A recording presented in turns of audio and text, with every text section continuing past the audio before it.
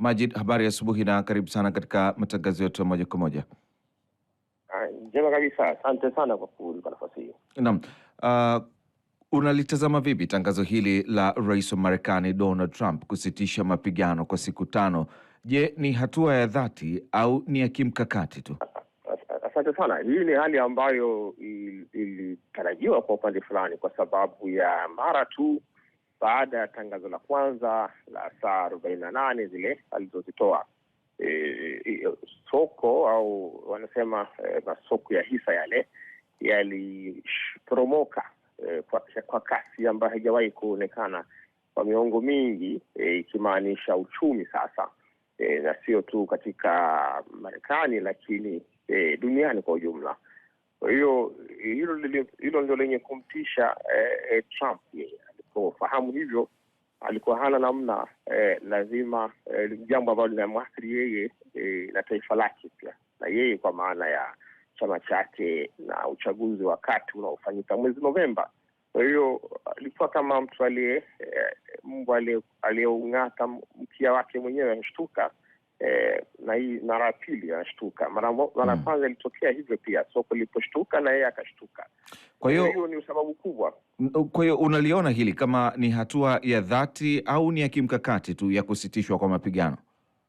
Angetamani Trump kufanya kile ambacho mara nyingi anasema akiahidi anafanya, na angetamani kuona tukio hilo la sera hizo za kuangamiza hizo vinu au miundombinu ya nishati nyuklia katika Iran, lakini hali halisi ndio imekataa kwamba ana uchaguzi unakuja.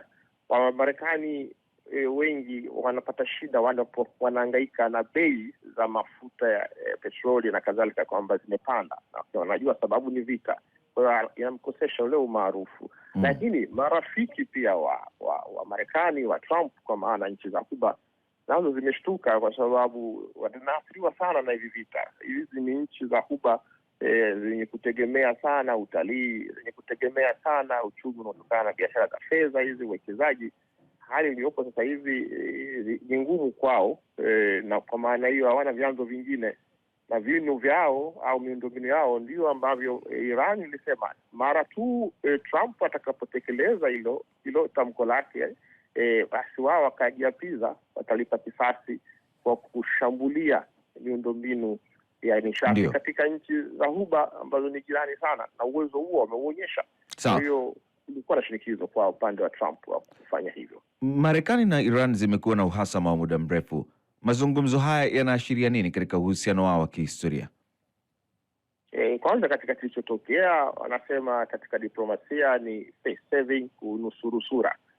Trump ameona limeshindikana hili, siku 5 zikipita ni sasa, tunasema kwamba amemwaga maji kwenye mchanga, ndo amemwaga maji yataisha, kwamba sasahau kidogo, alafu itakuja habari nyingine, hadithi nyingine ya mazungumzo. Lakini anajitoa taratibu katika hali ambayo inazidi kumpa tabu yeye na washirika wake, vita ambavyo vina gharama kubwa, kutokana na ile lango limefungwa la Hormuz ambalo linapitisha zaidi ya 20% ya mafuta katika dunia.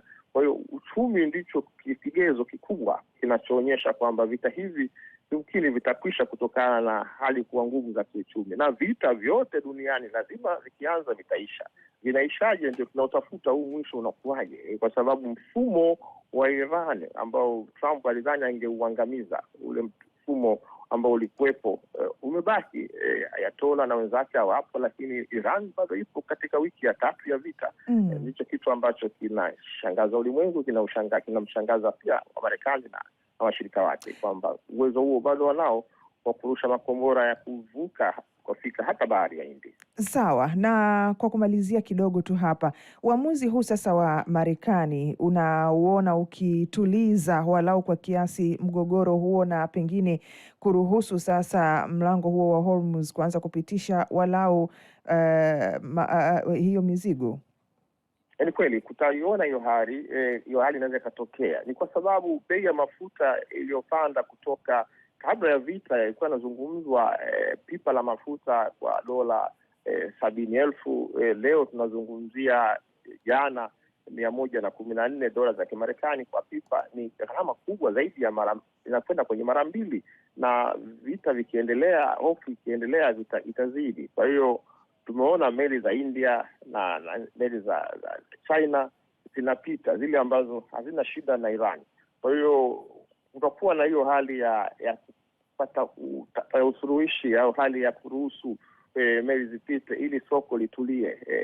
Na soko kutulia, maana yake hali za watu hata katika Ulaya zinaweza kuwa na nafuu. Itachukua muda mrefu, hata kwetu sisi tutaathirika kama tunavyosikia taifa mbalimbali, kwa sababu tayari hizi bei zitakwenda mbele ya miezi 4-5 katika athari zake. Kwa hiyo itachukua muda mrefu, lakini tayari tatizo lishatokea.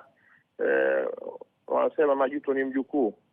Sawa, tunakushukuru sana Majid na asubuhi njema. Asante sana kwa nafasi hii. Asante sana. Ni Majid Mjengwa, huyo mchambuzi wa siasa za kimataifa, lakini ni mwenyekiti wa jukwaa la wachambuzi hapa nchini. FM kutoka Dar es Salaam.